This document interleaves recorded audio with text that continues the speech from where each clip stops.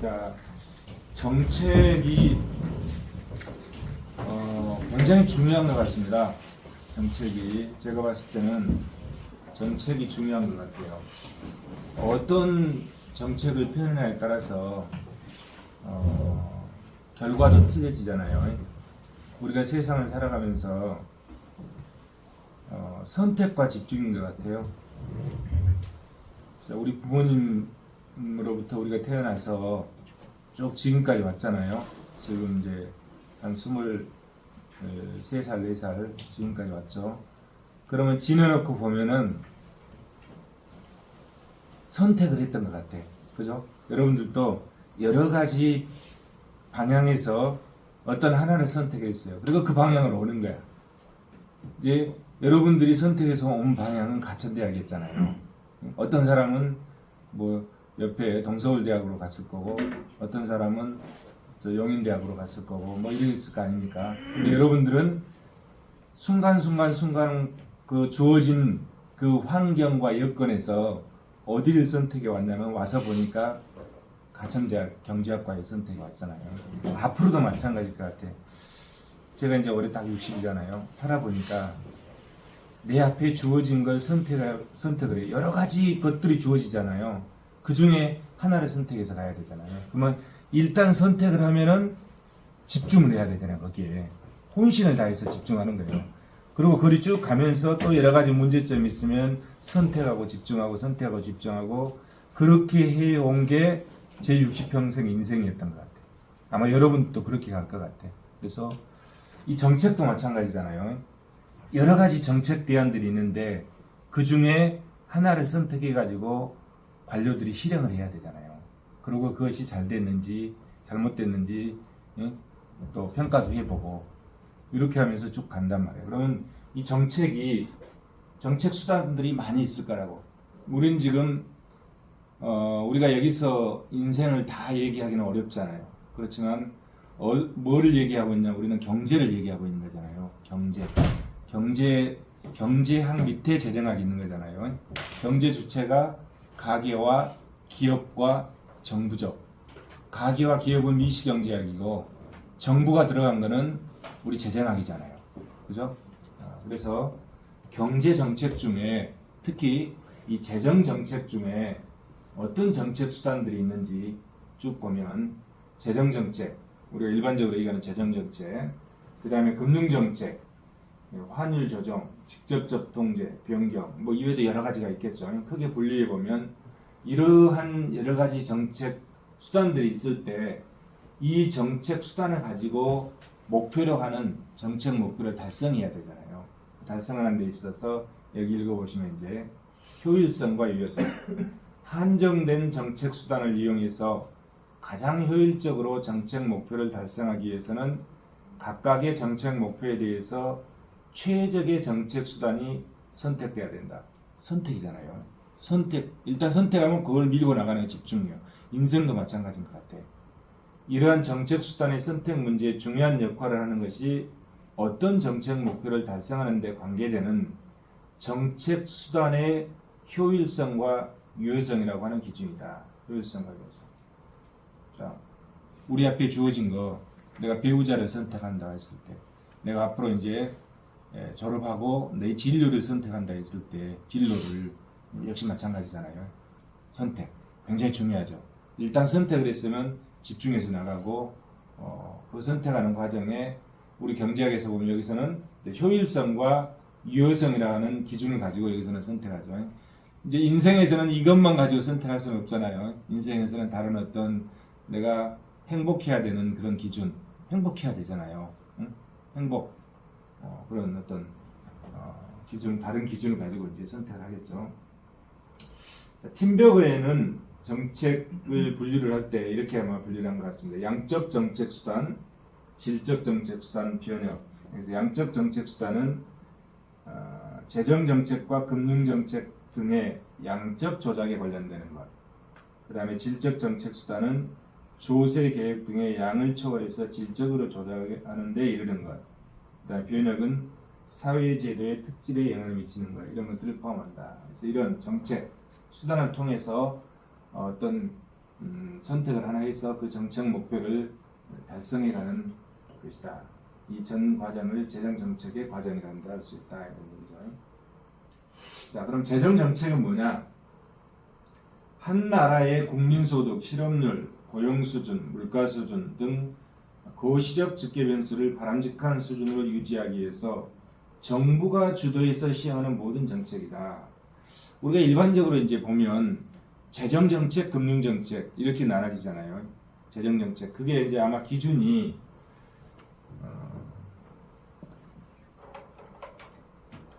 뒤에 나오겠습니다만은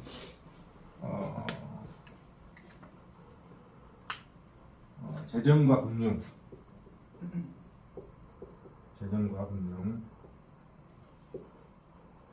둘 다 돈을 투입하는 거잖아요. 둘 다. 재정도 뭘 투입하는 거죠? 예산을 투입하는 거잖아요. 지출. 금융도 마찬가지잖아요. 돈을 가지고 하는 거잖아요. 근데 여기서 재정 정책은 이 모든 걸 다 포함한다. 이렇게 지금 설명하고 있는 거고요. 여기서 보면 이제 우리가 지금까지 해왔던 것과 다른 거는 지금 재정학을 설명하면서 지금까지 쭉 해왔던 게 뭐로 설명했냐면은 미시경제학의 이론을 가지고 설명을 했어요. 주로 어떤 걸 설명했냐면 가계와 이렇게 됐잖아요. 여기가 기업이 있고 여기가 가계가 있고 그러면 가계는 뭘 추구하는 거죠? 효용국대화를 추구하죠. 효용국대화를 추구하고 기업은 이윤국대화를 추구하잖아요. 이윤국대화. 이건 다 뭐죠? 자기의 이익을 위해서 뜨는 거예요. 그렇죠? 경제 주체가 가계와 기업과 정부잖아요. 자, 이거잖아요. 이게 미시경제학이다. 자기의 이익을 위해서 뛰는 거예요. 가계는 효용국대화를 위해서, 기업은 이윤국대화를 위해서 뛰는 거예요. 그러면 이 미시경제학을 뒷받침하고 있는 기본 전제가 뭐죠? 이익성. 자기 이익을 위해서 뛰는 거예요. 그러면서 이 이론이 합리성을 가져야 돼요. 이 전제하에 미시경제학이 딱 전개가 되는 거예요. 이 기본적인 전제하에. 그런데 자, 이 미시경제학이 이익성이잖아요. 이익을 위해서 뛴다. 경제 주체들이. 그런데 정부는 뭐냐 이런 거예요. 정부는 이익을 위해서 뛰는 게 아니잖아요. 어떤 개인의 정부의 이익을 위해서 뛰는 게 아니죠. 정부가 이익을 벌리고 정부는 무슨 의미죠? 공익을 위해서 뛰는 거예요. 공익을. 그렇죠? 우리 모두의 복지를 위해서 뛰는 거죠. 정부는. 어떤 특정인을 위해서 뛰는 게 아니라 우리 모두의 복지, 공공성을 위해서. 공익을 위해서 뛰는 거예요. 전혀 틀리잖아요. 사익을 위해서. 그래서 요거는 뭐죠? 이건 사익이잖아요. 사익.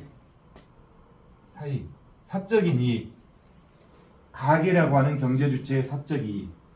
기업이라고 하는 경제주체의 사적 이익을 위해 뛰지만은 정부는 사익을 위해서 뛰는 게 아니라 우리 모두를 위해서 뛴다. 그죠? 우리 모두 위해서. 그것을 공익이라고 그러고 그걸 공공성이라고 그러죠. 그게 재정학이고 그게 정부 경제고 이것이 정부 경제고 공공경제고 이런 거를 공공경제라고 하고 이 범위를 좀 더 넓혀서 그걸 뭐라고 하죠? 재정학이라고. 그래서 이와 관련된 거를 우리는 지금 여기서 지금까지 우리가 재정학을 공부할 때 여기서 뭘 했죠? 이 이론을 갖다 썼어요. 여기를 분석하는 이론이 뭐죠? 이걸 뭐라고 그러죠? 소비자 이론이에요. 소비자 이론. 어떤 걸 가지고 소비자의 효용 극대화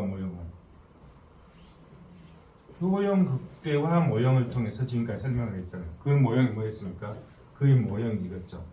얘가 X제곱 있고 얘가 Y제 있으면 이만큼 생산을 했으면 사회 무차별곡선이 여기에 접해가지고 이것이 최적이 된다. 이게 소비자 효용 극대화 모형이잖아요. 이 모형으로 설명을 했거든요. 쭉. 요거는 기업의 이윤 극대화 모형. 기업의 비용 극소화모형. 그건 미시경제학에서 다 여러분들이 설명 들은 거죠. 그리고 우리가 설명이 안 된 게 이제 이 정부가 추구하는 정책들, 이거를 설명이 안 된 거죠. 도시경제가 국민소득, 실업률, 노동, 물가 이런 거. 이게 이제 거시경제잖아요. 우리가 일반적으로 경제학에서 봤을 때 이게 거시경제인데 지금 우리 재정학 책에서는 이 파트를 재정정책 파트에 지금 넣어놓고 분석을 하고 있는 거예요. 그걸 지금 우리가 보는 거예요. 근데 이걸 다 볼 수가 없잖아요. 지금 1시간 동안에 이 재정정책을 다 볼 수가 없기 때문에 이 재정정책에서 어떤 내용들이 있고 뭘 추구하는지 그거를 집중적으로 보고 살펴보도록 하겠습니다.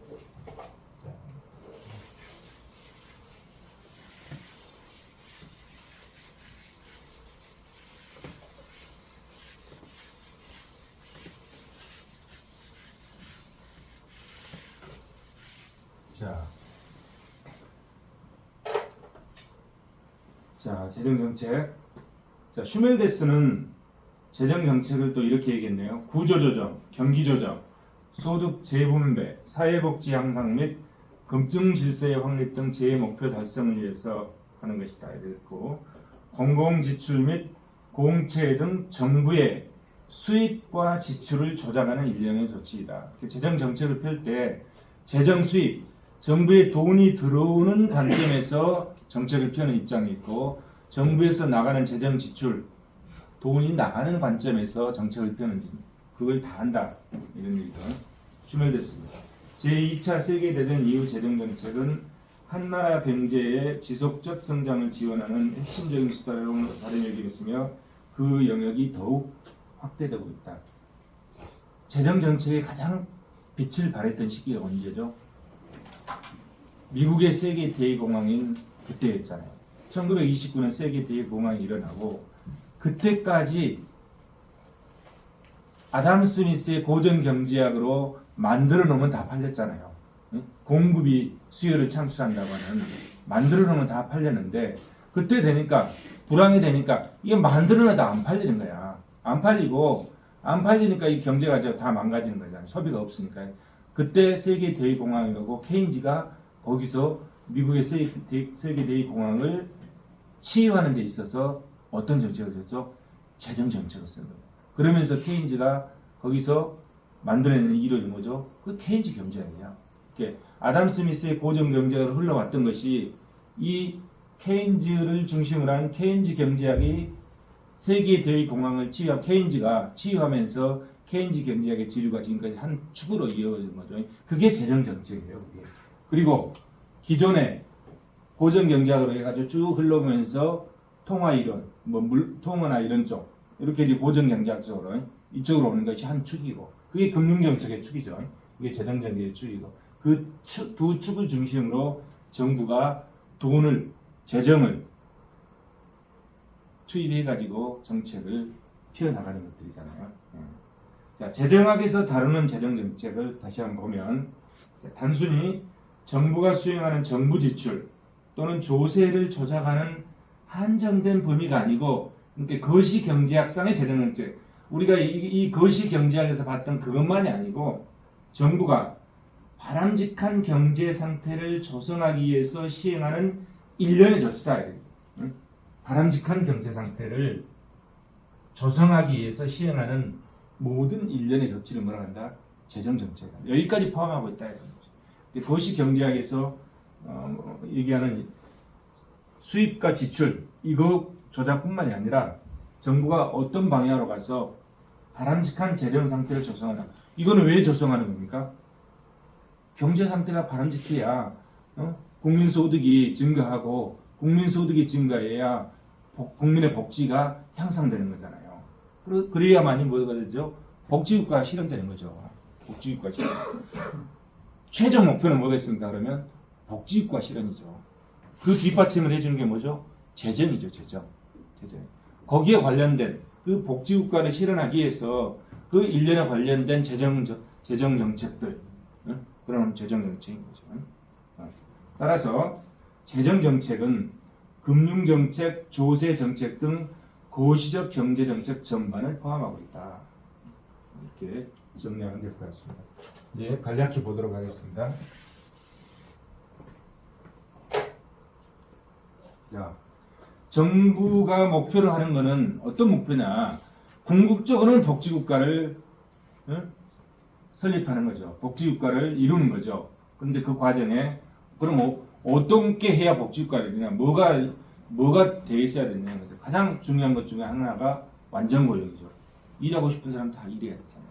그렇죠? 여러분들 나가서 졸업하고 일자리가 없다. 그럼 골치 아프죠. 그렇잖아요. 일자리가 있어야 가서 일을 하고 수입이 생기고 그리고 결혼을 하고 가정을 이루고 그렇게 해서 또 자녀들을 낳고 그러면서 쭉 가서 여러분들이 또 이제 기성세대가 또 되면 또 이게 새로운 세대가 나오고 계속 이렇게 반복돼 가는 거잖아요. 그죠? 이게 고용이 대단히 중요하잖아요. 근데 졸업해가지고 일자리가 없다. 장가 갈래도 장가 갈 수가 없잖아요. 결혼할 수가 없어. 수입이 없으면. 그죠? 굉장히 중요하다. 고용 창출을 해주는 것. 그 책임이 어디에 있다? 정부에 있다. 정부. 완전 고용을 이루는 것. 두 번째, 물가 안정. 요즘 물가가 굉장히 많이 올라있죠. 물가 안정. 대단히 중요하죠. 그리고 경제의 지속적인 성장과 부의 공정한 분배. 그렇죠? 경제가 계속 안정돼서 성장돼 가고 그 과정에 형성되는 부가 어떻게 해요? 공정하게 분배가 되죠. 근데 그 창출된 부가 어느 일방으로 흘러가 버리면 어떻게 돼요? 안 되잖아요. 그런 역할을 누가 한다? 정부가 뭐로? 재정 정책을 통해서 한다 이런 거죠. 재정 정책. 그런 얘기고요. 그러면 재정 정책의 수단은 여기 보시면 자, 흑자 재정, 적자 재정. 현대 국가는 대부분이 다 적자 재정입니다. 그래서 그 적자가 쌓이고 쌓여서 뭐가 된다고 그랬죠? 국가 부채가 되잖아요. 적자 재정. 자, 적자 재정이 쌓이면 적자 재정이 매년 쌓이면 이것이 뭐다? 이게 국가 부채가 되는 거예요. 국가 부채가 되는 거죠. 자, 재정 투융자. 자, 재정 정책 수단 중에 재정 투융자. 비이전 지출, 직접 투자와 금융적 융자 활동, 그다음 각종 보조금, 비효율적인 자금 배분의 개선, 소득 재분배 효과를 말하는 거고, 그다음 경상 지출, 정부가 소비 지출하는 거, 조세를 통해서 증세와 감세를 통해서 재정 정책을 펼 수 있죠. 또 금융 정책은 우리가 이제 참고로 금융 정책 보면 일반적인 금융 정책 수단과 선별적 금융 정책 수단을 나눠서 일반적 수단은 공개시장 조작, 지급준비율 정책, 재활은일 정책. 선별적 수단은 이자율 규제, 대출한도 규제, 선별적 금융지원 등. 이런 것들이 다 뭐죠? 금융정책, 재정정책. 경제가 안정되고 또 안정만 되는 게 아니라 어떻게 해야 되죠? 성장해 가야 되잖아요. 안정 성장해 가는 그 방향으로 추진하기 위한 수단들이잖아요. 금융정책과 재정정책. 이렇게 구분해 보고요.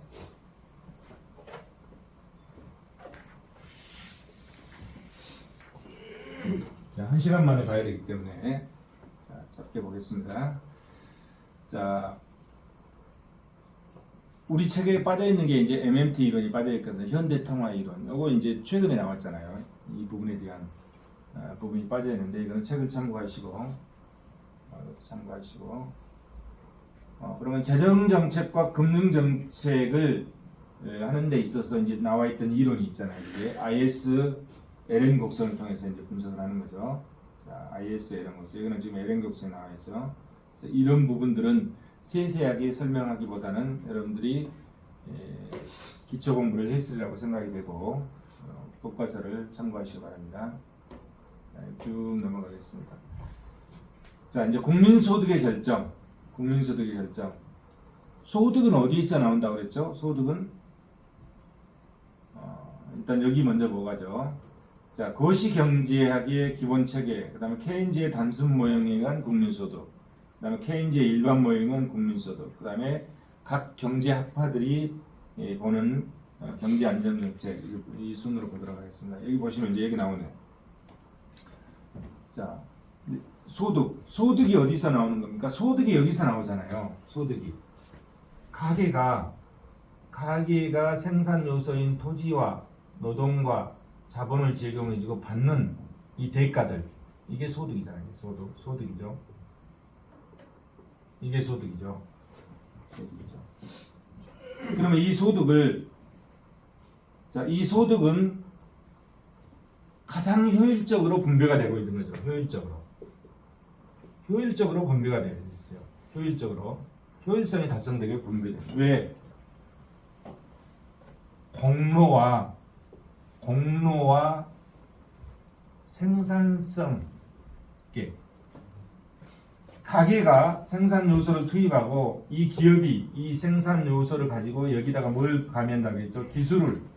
기술을 가미해서 상품을 생산해내잖아요.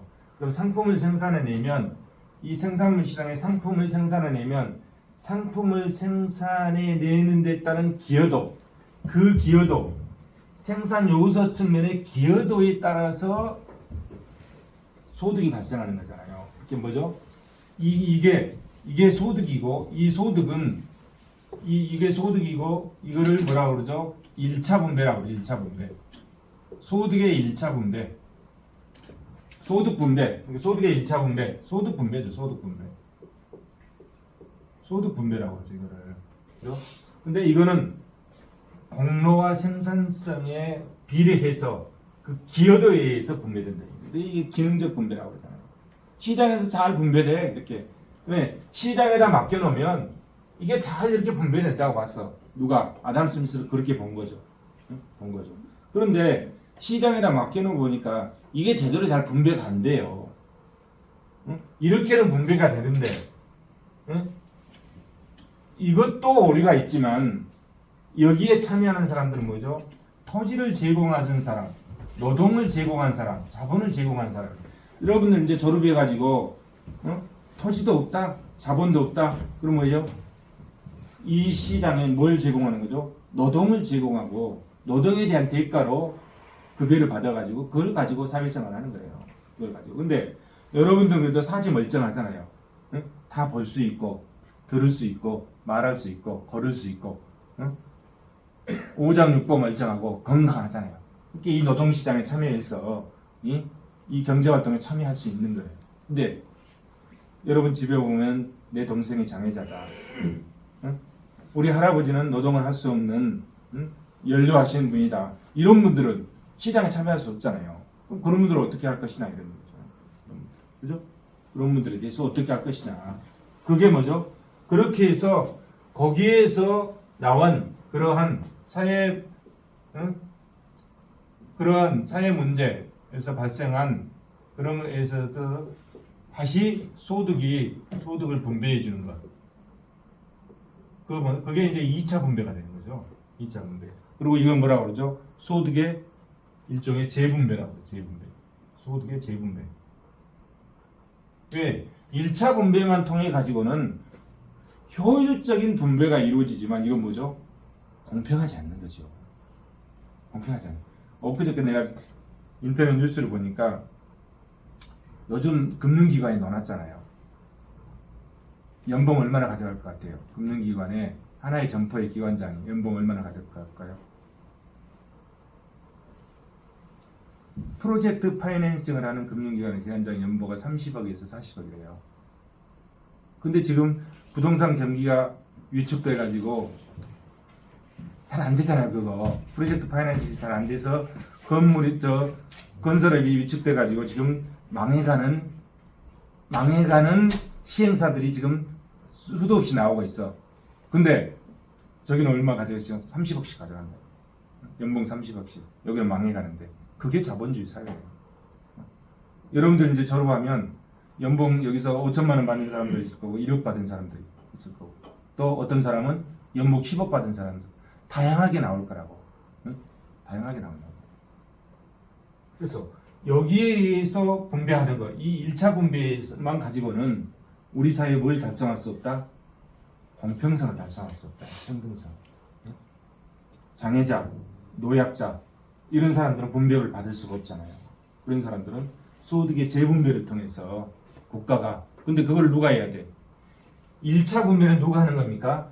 가계와 기업이 시장에 참여해서 경제 주체가 스스로 하는 거예요. 근데 2차 분배는 가계와 기업이라고 하는 경제 주체들이 할 수가 없는 거야. 해줄 수도 없어, 이 사람들이. 그럼 누가 합니까? 그건 경제 주체인 나머지 경제 주체 누구? 정부가 해야 돼요. 정부가. 이것이 재정학이고 이게 공공경제잖아요. 정부 경제고. 이렇게 간다. 응? 자, 어쨌든 좀 멀리 갔는데요. 이렇게 이제 이게 이렇게 잘 돌아가. 이 시장이 이렇게 잘 돌아가. 그리고 이렇게 이 잘 돌아가는 데는 뭐 어떤 전제를 깐다고 그랬나요? 이기성과 합리성을 전제로 해서 이렇게 잘 돌아가. 이게 아담 스미스 경제학이고 이게 뭐죠? 보이지 않는 손에 의해서 여기서 균형이 이루어지는 거다. 그 이루어진 균형이 뭐라고 그랬습니까? 그것이 균형이 자연스럽게 이루어진다. 그게 이 균형이죠. 이 균형이다. 여기서 이루어지는 여기서 양이 결정되고 가격이 결정된다. 그런데 그 바탕은 가계의 이기성, 효용 극대화를 추구하는, 그 다음에 기업의 이윤 극대화를 추구하는 이기성, 이 바탕이 그 이기성을 바탕으로 한 것들이 결국은 뭘 이루어지는 거죠? 공익을 이루더라. 아담 스미스는 공익을 이룬다고 봤죠. 그런데 그 공익을 이룬다고 하는데 그게 아담 스미스 경제학인데 그게 1929년 세계 대공황을 통해서 이제 무너진 거죠. 무너지고 그때 나온 게 이제 케인즈 경제학이고 이 무너진 이것이 뭐라고 그러죠? 구성에 오르다. 구성에 오리가 발생했다. 아담 스미스는 그 이기성을 바탕으로 해서 여기서 자연스럽게 공익을 추구하는데 그것이 무너졌다. 이런 거죠. 그러면 어떻게 되는 거죠? 공익이 무너지면 여기는 누가 해야 돼요? 그래서 우리가 쭉 봤잖아요. 그래서 누가? 정부가 시장에 개입해서 그 시장을 치유해준다 이런 거죠. 그게 그때 뭐라고 그랬습니까? 제2법칙. 뭐의 제2법칙? 또 시간이 지나니까 또 까먹었네. 뭐의 제2법칙이라고 그랬잖아요. 우리가 자세히 살펴봤었죠. 그렇게 하는 거죠. 그 과정에 정부가 개입해서 이 시장을 치유하고 하는 그 과정들, 그게 다 뭡니까? 재정정책이죠. 그게 금융정책이고 그게 재정정책이다. 정부가 개입되는 거죠. 재정정책이다.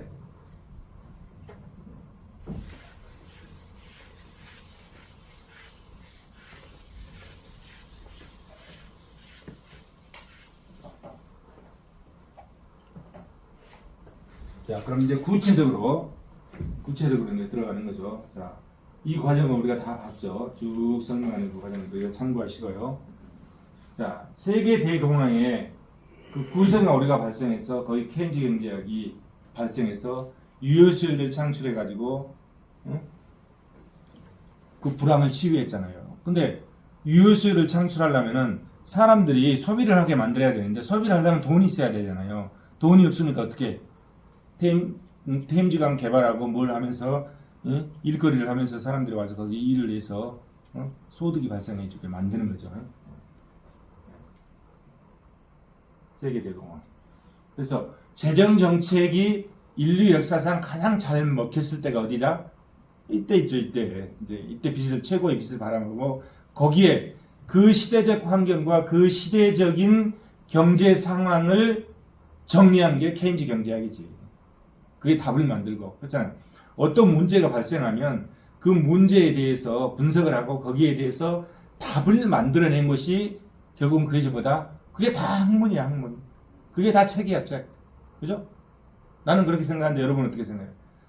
우리는 경제적인 측면을 보지만 다른 분야, 의학이라든지 물리학이라든지 과학이라든지 다 분야, 책들이 있잖아요. 그럼 어떤 문제에 대해서 그 문제점들을 다 해결하고 거기에 대한 답을 만들어서 정리해놓은 것들이 다 책이다. 그게 학문이다. 근데 그 학문은 저번에 제가 말씀드린 그 뭐다? 그건 죽어있는 학문. 근데 그 죽어있는 학문을 알지 못하면 여러분들이 나가서 새로운 걸 창출하지 못하잖아요. 창조하지 못하는 거예요. 그걸 알아야 돼. 아는 거는 기본이죠. 그죠? 아는 것을 기본으로 알아야. 그래야 새로운 걸 창출해 나가는 거잖아요. 예를 들어서 원시인을 데려다 놓고 아무도 모르면 새로운 걸 창출이 되겠습니까?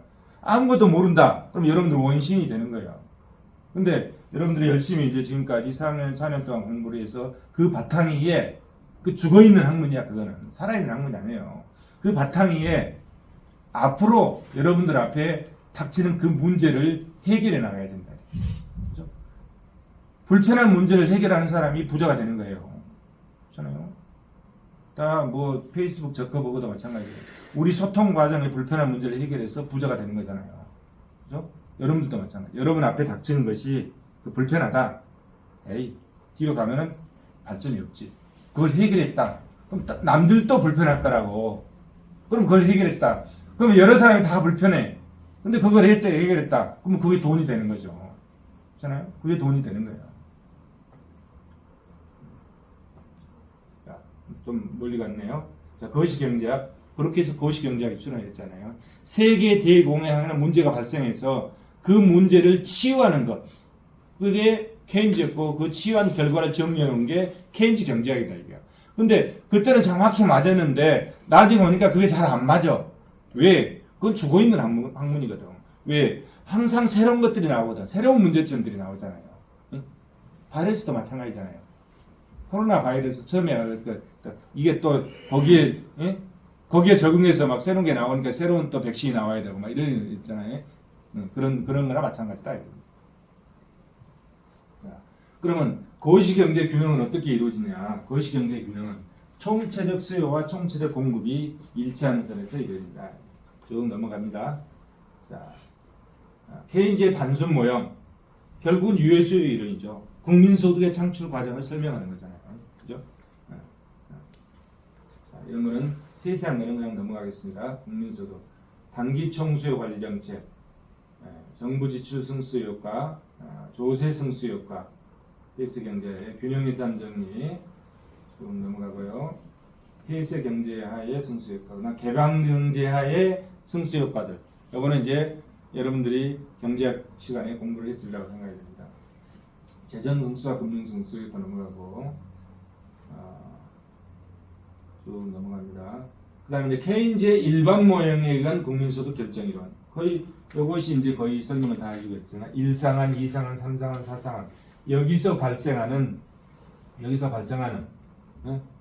문제점, 그리고 그 문제점에 대한 해결책이 이 속에 다 들어있잖아요. 그것도 읽어보시고요. 자, ISLN 곡선을 통해서 이렇게 하는 거죠. 고시 생산물 시장과 화폐 시장의 소득 결정. LM 곡선, 화폐 시장, IS 곡선, 생산물 시장 두 개가 만나서 일치하는 점에서 균형이 이루어지는 거죠. ISLM 곡선을 이용한 소득 수준의 결정. 수평축이 소득, 수직축이 ISMX, 투자, 저축, 수출입 이런 걸 나타내잖아요. 정부 지출 승수 또는 이전 지출 승수 이것도 쭉 보고 넘어가시고, 그 다음에 경제 안정 정책과 이제 4절 다학파의 경제 안정 정책. 자, 이렇게 흘러왔잖아요. 아담 스미스를 중심으로 있던 고전학파가 아담 스미스 경제학이 신고전학파를 거쳐서 통화주의, 새고전학파, 그리고 그 다음 여기에 온 게 내가 보니까 MMT 이론인데 우리 교과서에 빠졌어요. 최근에 나왔잖아요. 이게 이제 이론으로 정립되겠죠. 뭔가 정립될 것 같아요. 그 다음에 케인즈 경제학, 이건 1929년도에 나와서 문제에서 케인즈 학파, 새 케인즈 학파를 거쳐서 여기도 뭔가 이제 이론이 정립돼서 또 하겠죠. 그래서 이 두 개의 고전학파 계열과 케인즈 경제학이 서로 경쟁하면서 대립하면서 우리 경제학을 지금 현대 경제학을 발전시켜 오고 있는 거잖아요. 이런 과정을. 그래서 자, 경제가 안정돼야 되잖아요. 안정되는 것만으로 그치지 않고 또 안정 성장을 해가야 된다 이런 거죠. 그래서 경제 안정 정책에 대한 어떤 개념을 보도록 하겠습니다. 경제 안정 정책. 정부가 중심이 돼서 현실 경제의 불안정한 요소를 제거하기 위한 일련의 조치들이 경제 안정 정책이다. 그 수단으로는 재정 정책, 금융 정책, 물가 정책, 환율 정책, 무슨 정책 이런 거 쭉 있겠죠. 경제 안정 정책. 그 중에 하나 재정 정책이다. 거죠. 예, 나는 이런 건 넘어가겠습니다. 넘어가고, 자, 고전학파의 경제정책, 경제정책, 재정정책, 금융정책. 자, 고전학파는 만들면 팔리잖아요. 시장에다 만들어 놓으면, 예? 세이의 공급업체처럼. 그러면서 고전학파 계열들은 재정정책이 무력하다고 보는 거죠. 그에 비해서 뭐죠? 금융정책이 더 유력하다 이렇게 보는 거죠. 자, 쭉 그래서 케인즈 모형과 고전학파의 모형을 서로 이제 비교해주고 있습니다. 또 나머지는 세세한 거는 설명을 하겠습니다. 자, 케인즈학파와 통화주의 경제정책, 시대적 변경, 경제환경 변화에 따라서 이것도 쭉 넘어가겠습니다. 두 개를 비교해서 지금 쭉 설명해주고 있어요. 쭉 넘어가죠. 자, 새고전학파의 경제정책. 이제 이거는 이제 고전학파를 계속 이어오는 거고, 그 다음에 새 케인즈학파의 경제정책 현대죠. 또 넘어가겠습니다. 그 다음에 이제 1980년대 와서 공급 중시 경제학이 한때 굉장히 유행했었죠. 공급 중시 경제학. 그때가 언제죠? 레이건 정부 때, 레이건 행정부 때. 그 공급 중시 경제학이 그때는 또 한참 더 잘 맞았어요. 그러면서 어떻게 됐죠? 공급 중시 경제학이 나타나면서 세율이 많이 내렸죠. 세율이. 미국의 소득세율이 거의 80%였던 것이 몇 프로까지 내렸죠? 한 40%, 45%까지 내렸죠. 그 시스템이 지금 계속 유지되고 있죠. 엄청 소득세율이 높았어요. 이 공급 중시 경제학자들에 의해서 세율이 반토막으로 내려진 거예요. 그래서 보통 한 45% 내외에서 플러스 마이너스 5% 이 정도가 유지. 우리나라도 마찬가지잖아요. 그 정도를 유지하고 있는 거죠. 래퍼 곡선, 펠드스타인 지금도 살아계시잖아요. 펠드스타인 이때 레이건 행정부의 경제정책을 자문했던 펠드스타인. 그러면서 조세 개혁이 이루어졌잖아요. 조세 개혁이. 펠드스타인이 우리가 앞 시간에 뭘 공부했었죠? 최적 조세. 어떤 최적 조세의 요건이 뭐냐? 펠드스타인이 제시한 요건들이 있었죠. 레이거노믹스. 세세한 거는 넘어가겠습니다. 현대 자본주의 경제 과제. 자, 아까 말씀드렸듯이 결국 뭘 추구한다고 했다? 복지국가를 추구하는 거죠. 복지국가를 추구하는데 완전고용과 물가 안정, 그 다음에 경제가 안정되고 안정뿐만 아니라 성장해야 됩니다. 성장.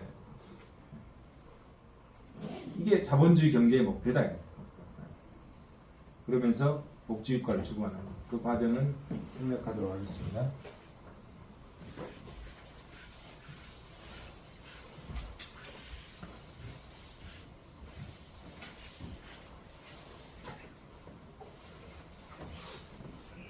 자, 소득정책과 소득정책의 한계 넘어가죠.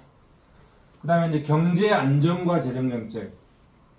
자, 여기 보시면 이제 단기적인 재정정책이 있죠. 단기적인 재정정책. 이게 경제 안정정책으로 분류해서 3장에다가 이걸 넣어놨습니다. 단기적인 재정정책으로 경제 안정정책. 그 다음에 이제 시간의 흐름 있잖아요. 시간의 흐름을 반영하는 게 장기잖아요. 장기적인 재정정책. 그럴 때 여기 하나 한 글자 더 들어갔죠. 안정, 성장. 성장이 가는 거죠. 경제가 침체되면 골치 아파요. 자본주의는. 경제가 침체되면 아주 골치 아프더라고요. 이게 어떤 사람이 이렇게 얘기하잖아요. 자본주의가 뭐냐? 자본주의는 뭐로 쌓아 올렸냐? 자본주의. 자본주의가 뭐냐? 자본주의는 뭐로 쌓아 올리죠? 빚으로 쌓아 올립니다. 빚으로. 빚. 이렇게 쓰면 빚으로 쌓아 올립니다. 자본주의. 계속 빚으로. 그 빚이 이렇게. 자, 이런 관점에서 봤을 때 지금 계속 적자가 누적돼 가잖아요. 근데 너무 과대하게 누적돼 가는 것 같아. 너무 과대하게. 근데 어차피 자본주의는 빚으로 쌓아 올리는 거고, 이 빚이 만약에 없다. 이 빚이 부채잖아요. 빚이 없다. 빚이 없다. 그럼 어떻게 될까요? 가계와 기업과 정부는 있는데 빚이 없어도 좋은 거는 누구죠? 빚이 없어도 좋은 것 가계뿐이야. 가계는 빚이 없어야 좋습니다. 빚이 있으면 평생을 그 빚 속에서 빚으로부터 해방되기 위해서 살아가는 거예요. 응? 여러분들 이제 나가서 사회생활 하면서 아파트 살려면 빚 내야 되잖아요. 아파트 막 10억짜리 지금 다 현금으로 사겠지 못 사잖아요. 그러면 한 2, 30억을 빚 내서 사고 또 뭐 하면 또 빚 내고 또 결혼해서 자식들 낳으면은 학자금 되려면은 돈 없으면 빚 내고 여러분 부모도 다 그렇게 했을까요? 응? 여러분들 키우기 위해서 빚 내고 응? 근데 가게는 빚이 없으면 좋죠. 그리고 평생을 뭐로 한다? 빚으로부터 해방되기 위해서 그 목표를 가지고 살아가. 그러면서 빚으로부터 해방된 순간 어디 가죠? 이제 저 세상 가는 거예요. 여행 그런데 기업과 정부는 빚이 적정하게 있는 게 좋습니다. 빚이. 그럼 뭐 자본주의는 결국은 뭐냐? 이게 자본주의의 경제 주체의 구성 요소를 이루잖아요. 근데 빚이 제로가 될 수가 없지. 가게도. 있잖아요. 빚이 없기를 추구하려고 평생을 추구하면서 살아가지만 그런데 자본주의는 빚으로 쌓아올린 거야. 우리나라 한번 볼까요? 우리나라 GDP 얼마입니까? 우리나라 GDP. 작년 GDP 얼마나 됐죠? 한 2천조 정도 되죠? 2천조 조금 넘었겠죠? 2천조. 자, GDP 2천조야. 2천조인데 가계부채 얼마죠? 가계부채가 2천조야. 2천조. 2천조. 기업부채 얼마죠? 기업부채도 2천조가 이상돼요. 2천조가 넘어. 정부부채 얼마죠? 1,000조 넘었어. 1,000조. 1,000조. 그럼 이것만 해도 얼마야? 5천조야. 5천조. 5천조. 1년 연간 GDP가 2천조인데 우리가 떠안고 있는 빚이 5천조야. 5천조. 5천조. 근데 정부 부채가 1,000조만 됩니까? 정부가 보증서는 부채까지 합치면 수천조가 될 거라고. 이 빚 속에 떠받들고 있는 거예요. 대한민국의 자본주의도. 대한민국의 자본주의. 근데 우리나라만 이러냐? 천만의 말씀. 모든 자본주의는 뭐다? 빚으로 이루어지는 것이다. 빚으로. 그렇기 때문에 이 부채가 어느 정도 있다고 해서 걱정할 거 없어. 결국은 빚으로. 그런데 이 빚으로 떠받들고 있는 이 자본주의가 만약에 이 경제가 자, 이 시간이라고 보면 경제가 시간이라고 보면 경제가 이렇게 가야 돼. 자, 역사의 흐름과 함께 경제가 이렇게 가야 돼. 그런데 어느 날 가다가 이렇게 된다. 그러면 이제 골치 아파지는 거지. 그러면 뭐가 되죠? 1929년 세계 대공황 같은 사태가 발생합니다. 굉장히 불행한 거죠. 그러면 응? 얼마나 왜 직장을 잃고 소득 없고 배 굶고 노숙자 생활해야 되고 이런 사태가 생긴다. 이렇게 가야 돼요. 이게 뭐야? 이게 안정성장이잖아요. 안정성장을 가야 되는 거지. 안정성장을 가지 않고 만약 경제가 이렇게 꼬꾸라지면 근데 이제 이 과정에 계속 이렇게 되겠지 뭐. 이런 식으로 해서 이렇게 올라가잖아요. 이러니까 문제가 없어. 근데 만약에 이렇게 간다면은 이 빚으로 이루어진 자본주의 경제 체제는 무너져 버리는 거예요. 이 빚이야. 이 빚이 대한민국의 자본주의를 떠받들고 있다. 그래서 안정성장이 대단히 중요하다. 만약에 어느 순간에 이렇게 가다가 어느 순간에 꼬꾸라졌다. 이걸 꼬꾸라지게 하는 만약에 이 정부가 있다고 하면 이건 무너가 거지. 어차피 빚으로 이루어진 자본주의 경제 체제, 빚으로 지탱해 나가는 거. 그렇게 지금 세계 각국이 다 마찬가지인 것 같아요.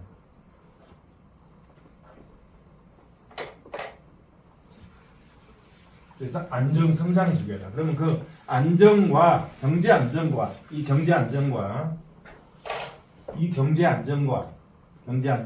안정 성장에 관한 이론을 지금 3장에서는 경제 안정에 대해서 보고 있고 4장에서는 안정 성장에 대해서 설명을 하고 있는 겁니다.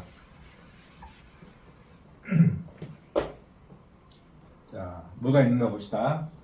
자, 경제 안정과 재정 정책 1절. 경제 안정이 뭔지, 재정의 자동 안정 장치, 자유재량적인 안정 정책, 인플레이션과 재정 정책, 대내외 혼합 정책 보겠습니다. 자, 경제 안정, 재정 정책. 금방 설명했죠. 경제 안정, 실업, 인플레이션. 자, 자동 안정 장치입니다. 자동 안정 장치 쭉 보고 넘어가죠. 그다음에 자유재량적 안정 정책. 자, 자유재량적 안정. 의회와 정부가 특별한 입법 조치를 강구해서 조세 및 지출을 추가적으로 변경할 수 있는 것. 자유재량적 안정 정책. 그다음에 경제 안정을 위한 조세 정책. 조세 정책. 경제 안정화를 위한 재정 수단으로서 조세 정책의 측면이다. 첫째, 소비 수준에 영향을 미치는 개인소득세 및 소비세. 둘째, 국민소득 수준에 영향을 미치는 기업과세 및 법인세. 쭉 해서 구체적인 이론들을 밑에 정리하고 있습니다. 참고하셔요. 그 다음에 이제 조세 정책. 민간 투자 수요를 조정하는 데 영향을 미치는 재정 수단을 고찰해보자. 이자율과 세금 공제 이후에 이윤이 투자의 결정 요인으로 되는 투자 함수를 가정해서 이론을 전개하고 있다. 세세한 건 읽어보세요. 자, 그 다음에 경제 안정화를 위한 보정적 지출 정책. 지출 정책. 경제의 안정을 이루기 위한 또 하나의 재정 수단으로 지출 정책을 들 수 있다. 이는 정부 투자 또는 공공 투자가 중요한 수단이며 민간 기업에 대한 보조금 등의 이전 지출 및 사회보장 지출 등 가계로의 이전 지출도 투자나 소비세를 조정하는 유력한 수단이 된다. 참고하시고요. 다음은 경제 안정화를 위한 보정적인 지출 정책. 자, 민간 투자, 공공 투자 쭉 참고하시기 바랍니다. 자유재량적 안정 정책의 문제점. 그다음에 이제 인플레이션과 재정 정책. 물가가 굉장히 중요하잖아요. 올 1년 동안 물가가 굉장히 많이 올라간 것 같아요. 요즘 일본이 물가가 많이 오르고 또 일본 여행 가기 좋다네. 환율 때문에. 수요 견인, 여기는 이제 수요 견인 인플레이션을 설명하고 있어요. 그 다음에 공급 인플레이션, 그 다음에 관리 가격 인플레이션, 완전 고용과 물가 안정의 상충관계, 그 다음에 재정 정책의 한계점들, 그 다음에 균형 인플레이션을 쭉 설명하고 있습니다. 그 다음에 이제 필립스 곡선, 단기 필립스 곡선, 그 다음에 장기 필립스 곡선. 이건 장기 필립스 곡선이죠. 장기 필립스 곡선은 실업률은 내추지도 못하고 물가만 계속 상승시키는 장기 필립스 곡선. 그 다음에 이제 대내외 균형과 혼합 정책. 결국 이제 무역을 하잖아요. 무역을 하니까 국계와 대내외, 국내만 있는 게 아니라 외국과의 관계와 관련해서 이제 보는 거죠.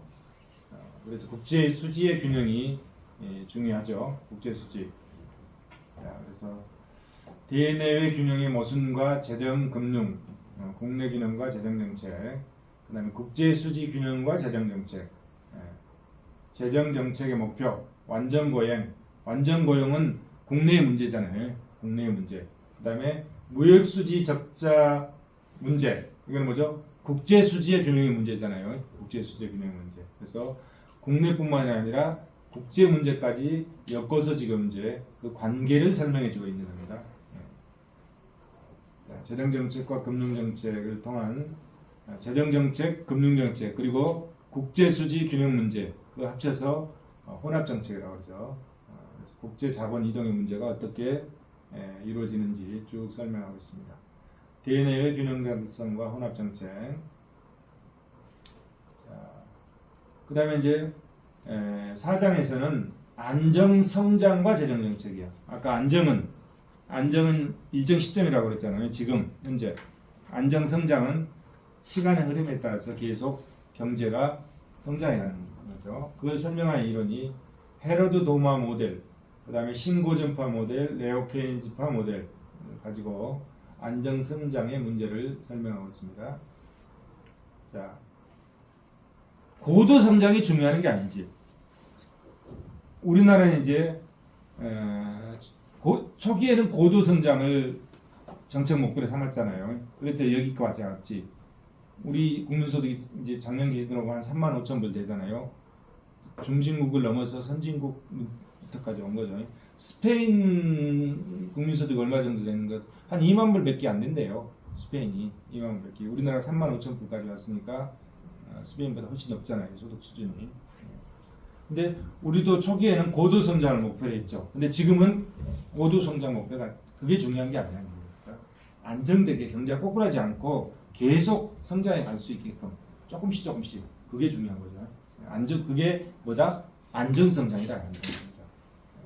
단기적으로는 경제 안정에 관한 제약 조건으로 완전고용 달성, 물가 안정, 국제 수지의 균형을 배려하면서 장기적으로는 안정성장을 이루게 하는 것이 좋다.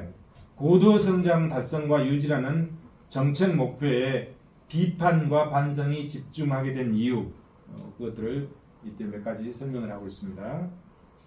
넘어갈게요. 그래서 장기적으로 안정성장이 중요하다. 그래서 그 안정성장의 목표는 뭐냐? 궁극적인 목표는 뭐죠? 복지 향상이다. 국민의 복지를 향상시키기 위해서 경제정책을 편다. 복지 향상이다. 그리고 그 복지 향상은 모든 국가의 목표가 뭐죠? 복지국가입니다.